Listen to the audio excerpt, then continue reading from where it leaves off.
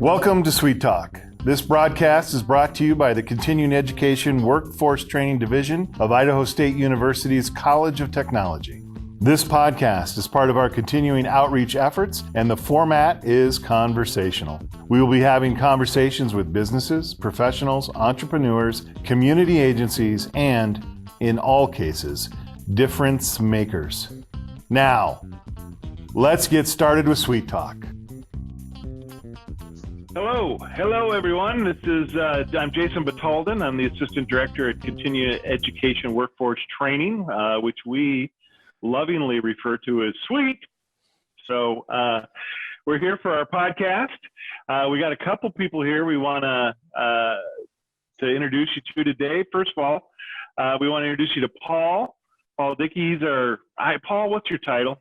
No. I want to know your title for podcast. What are you? Are you the producer? Are you just the everything guy? What is your title? I'm the video guy. I'm the audio guy. I'm the everything guy. I'm the making sure that I'm the guy you blame when something doesn't work. Yes, I do. And our guest today is Walter. Walter, how are you? I am good, fellas. I'm good, Idaho. I'm good, everybody. Very good. All right. Well, Walter, we're glad to have you on the show today. We're coming to you, our audience, our faithful 5 listeners. I know we have more than 5, but I just like the number 5, so we stick with this 5. But we're coming to you today from our own private residences as we're continuing to deal with the COVID-19 pandemic that is changing the way we live and probably changing the way we define reality. So we're going to get started. And when I say welcome, oh, shoot. See, Paul, this isn't your fault. I wish I could blame you. When I say welcome, we got 20 minutes to go. Walter Kindle here with Black Arts Inc. Walter, please, man, take over for just a minute and let me shut up and tell us a little bit about yourself. Well, my name is Walter Kindle. I'm originally from Florence, Alabama, born and raised. Been in Idaho for about 20 years now, loving the place, loving the environment. But the biggest part where I love right now is my art in Idaho, my art in Pocatello, my art in Bannock County. I've been painting, I've been sketching, and been drawing since I was 7 years old. My mom's an artist. My mom, Margaret. Oh, wow. Yeah, and she taught me how to draw stick figures, and that's where it started. A plain, ordinary stick figure. But from there, man, I realized that art was therapeutic. Art was my nature. Art gave me a voice. So from there, I've taken that passion, that voice to Black Ink Arts. Right now, I'm currently on Facebook under Black Ink Arts. I'm on Instagram under Walter Kindle. Website will be dropping this week. So it's going to be Black Ink Arts, where all my art is going to be on there. All my illustration, my concepts. Right now, even I'm in character development, signature character development through Black Ink Arts for my signature art series that I'm running right now. But primarily, y'all, it's acrylic, paint, and black ink. The black ink, that's my go-to. That's my signature move. It's my finishing move, like on video games. In wrestling, that's my finishing move. It's my signature stamp, because that black ink, the way it saturates the illustration, the way I can put that detail in it, it's nothing like it. It's nothing like it. I love it. And Walter, I've seen your artwork, and it is a very illustrative style, isn't it? It is. And that illustrated style comes from me just daydreaming. When I have an idea, the art idea, that first inspiration of what to paint, that's where my imagination is running wild. I mean, if I think about, I was talking to my daughter last night, and she was saying that she wanted to paint a skateboard. And I was telling her that initial thought, right when you say, I want to paint a skateboard, that's art. That's the beauty part of art right there. And that development of the idea, the daydreaming, the inspiration, the color, the design, the application, the finishing part, all that is art. All that is that therapeutic love. Man, check this out. So when I was 7 years old, Mom taught me how to draw stick figures. About a month later, my mom gets called in the parent teachers conference. They was like, Miss Margaret, we'd like to talk about your son. And then they pulled out all my sketches, all my illustrations. Oh, no. That's great. That's great. I mean, I had stick figures on spaceships going to the moon. I had an epic, like, stick figure war for World War III. Art is therapeutic for me. I mean, it's my life, it's my passion, it's my vibe. Black Ink Arts right now is giving back to art to show their appreciation. And I want to teach. I want to talk to people that are artists, because as soon as I talk to someone that has that same passion, I'm inspired. Right on. Right on. So teaching for the sort of, because of the inspiration, not only of assuming to give back a little bit, but just the process and that experience is also inspirational for you as well. That's pretty cool. It is. Yeah. It is. So our connection here at CEWT is kind of interesting because our catalog for our summer courses is coming out Monday. Monday, May 3rd. So our catalog will be online when this podcast airs.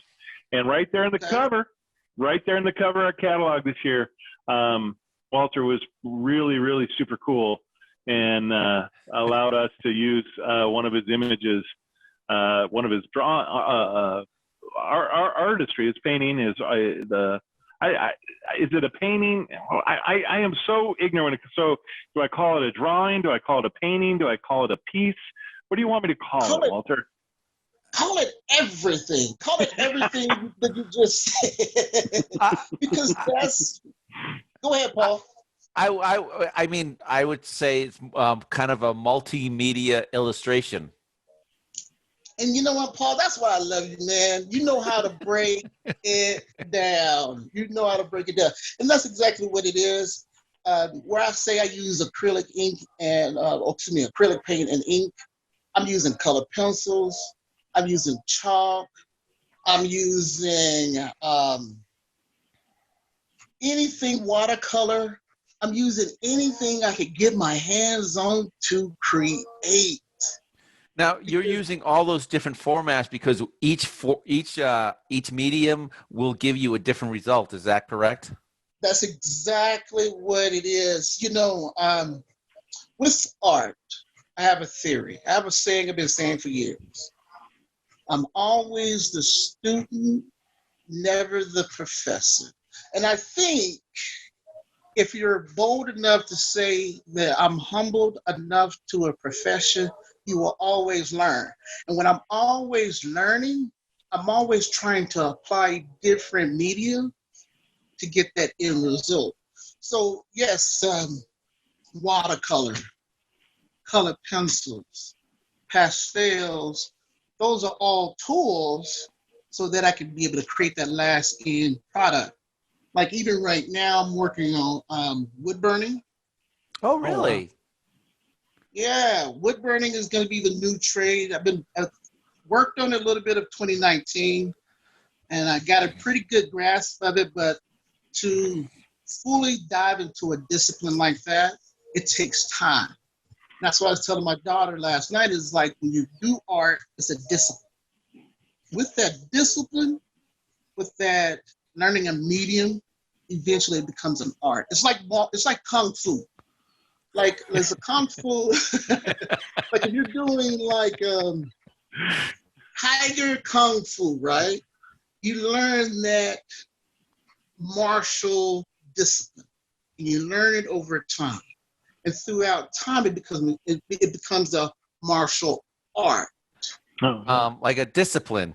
Yeah, exactly. But through that discipline, it takes time. It takes knowing that product, knowing that fighting style to be able to get to that point where it becomes art. And that's why I love art. And that's why it's so therapeutic for me, because it lets me learn as a student. And I will always learn. And I have a one question for Walter is, who are some of your inspirations? I'd really like to hear what artists inspired you to see how you got to where you are. Now, that's a deep question. That's a very deep question, and this is where I say it's deep, because I'm gonna go to Leonardo da Vinci. Okay. Because Leonardo da Vinci, he just wasn't a master of one trade, he was the master of all trades. And having that insatiable urge to learn, that's why I'm inspired by Leonardo da Vinci. Now, there's a couple of different artists that I look at contemporary right now. There's a guy that I really love. I've been watching his art currently right now is David Lazo. He's out of California. The guy is always drawing, always creating, always feeding that urge, that insatiable passion. David Lazo is my inspiration. Leonardo da Vinci is my inspiration. So they say. Go ahead. No, what about when you were a kid? Did anyone was it your mom? Oh, see, why are you pulling at my heartstrings like that?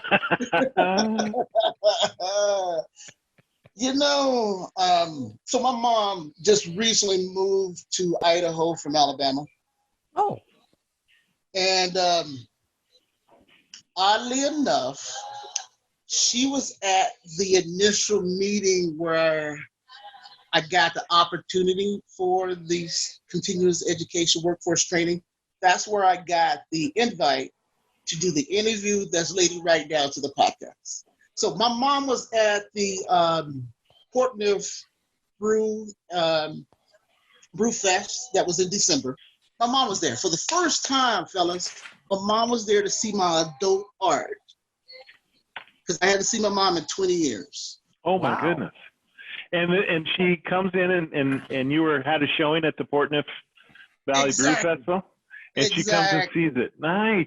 Nice. Oh, that had to be pretty cool. That was a cool moment, wasn't it? It's like that one moment when you draw something and you bring it from school and you bring it home to mom and say, hey, mom, look what I drew. Look what I painted for you. Look what I drew for you. That's the way the show was. I mean, man, I was like a 7-year-old kid again, saying, Mom, look at what you have taught me, though. Look at what you have taught me. Look where you have taught me. Look where you have given me that gift. This is where I'm showing that gift. And that gift showed back to the community currently right now through Black Ink Arts. I do the Black Ink Art movement. The movement is giving back to the community. So every painting that I sell, I give 10% back to the community through fundraising, through benefits. Currently right now, when I sell a painting, I'm giving that money to New Horizons High School for their art supplies. But we'll see what happens with this COVID-19, where school's been canceled until the end of the year. Yeah, this is a new reality. I mean, and we can't ignore it, right? We can't ignore what is going on in the world around us. But I guess what I'm getting a little inspired just listening to you today is we keep pushing through, right? And your art goes on, and you're gonna have to. However, COVID-19 is changing your reality, right? The reality of the way you live with your family, the way you work, the way you the way you live your life, and yet your art is that constant stream through it, right? Because that's your passion. And I think that's inspiring to me, because I think that's a message that we really need to be communicating is, our reality changes, but our passions are going to be what draw us through this and draw us together. My passion is fueled by emotion. Mm-hmm. Let me give you an example. Right now, once we went into quarantine, the stress level for me, instantly I had an artist block. Really? Instantly. Yeah, just because, this is one of those life moments like 9/11 that made me look at my family structure. How safe is my family? Mm. How prepared financially is my family? That immediate concern gave me artist block. I really didn't have to look at the sketches from even my previous paintings, to get me through that stress. To say, okay, even when I'm stressed in the past, I still was able to paint. This is a monumental, stressful situation. Still keep painting, still keep illustrating, still keep driving yourself, because that's what's pulling me through. I tell you, fellas, when I had that epiphany and how to get through coping with this quarantine, automatically that stress was relieved. Because I knew that I could get through that stress through painting, and that's why I enjoy talking to other artists, other people that have that passion, because I think through community also, I get through that stress. And this is personal. Right. Can we talk about that? I'm sorry, but you struck a chord right there that I really want to connect with. The artist community just in Pocatello alone, that's a thriving, vibrant bunch. Is that who you're kind of referring to when you say that? Yeah, Yes, because it's what they say, steel sharpens steel, diamond sharpens diamond. When I'm in that community spirit with having that like-minded individual, even being in the simple space with someone, it's infectious to me, because I know that they have a passion, they have that discipline, they're working on that art, they're working on that trade, that skill. So when they say, hey, I'm working on pottery, well, even if I'm a musician, or if someone rock climbs, just if someone has a passion, instantly I'm inspired. And then I'm trying to gather from them, sharpens like steel sharpens steel, diamond sharpens diamond. So you draw energy from them. Exactly. So let me give you an example for the class. The illustration class is going to be July 9th until the end of July, I think July 30th. Right. Okay. So the class, we might not even get to illustrating. We might just be talking the whole time. Because I want to be in that community spirit. Let's just talk. Let's get ideas out and see what happens. Let's just see what art happens. But I really want that fellowship. Right. And I think that fellowship is therapeutic. That fellowship is therapeutic for Bannock County. It's therapeutic for everyone. And I believe that's the focus of the class. Sure. Well, and I think that's the other great point, right, too, is sometimes we get this notion of artists, whatever their medium may be, are sort of these introverted sort of isolationists, but no, that's not at all. I mean, you kind of nailed it right on the head there, is that you draw inspiration from one another. Your creativity is fed and encouraged by one another. And, and that, I guess that just is really encouraging for me to hear and to hear that, that's how that works for you. And I think that's how that works for, I don't have the medium of my passion to be something to share in the way that you do, or even Paul, you guys haven't figured it out yet, Paul's an artist as well, but he would never call himself that. But No, I would never call myself that. but he is. He is. But you know, that's neat how that kind of that passion, regardless of the medium, inspires you know, you individually. Exactly. And you know, so I was talking to my daughter last night about passion, about art, and we talked about the art teacher. So art teachers are probably one of the most underrated teachers within the school system. I'll give you an example. So say, for instance, you have an art class, and you walk in the art class and you have a student that wants to do pottery, you have a student that wants to do illustration, you have a student that wants to do oil, you have a student that wants to do mixed media, you have a student that wants to do performing arts, for instance. That art teacher has to be a jack of all trades to be able to give that student guidance, to take all that passion and focus it and express. So passion, focus it, express. Passion, Also, they need to know art history as well. You know, art history, color theory, and even, like I said, funneling all that passion. Now, I'm a math teacher. Excuse me, math teachers. I'm not discrediting your trade. But we got to put a little asterisk on this one. We got to put a little thing that says, you know, CEWT does not endorse. Math is important. Math is important, and so is English. Check it out. No.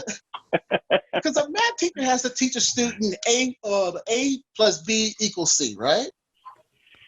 Our teacher has to say all these traits, all these skills. This is how to focus it. This is how to express, and this is how to be your own person within that trade, within that art. I'm a reckless individual. I was when I was a kid, very reckless. But the only one that truly focused me was Miss Weatherford. Miss Weatherford, she was my art teacher at Bradshaw High School. Oh no. Okay, I am not cutting you off on Miss Weatherford. I'm not going to do that to her.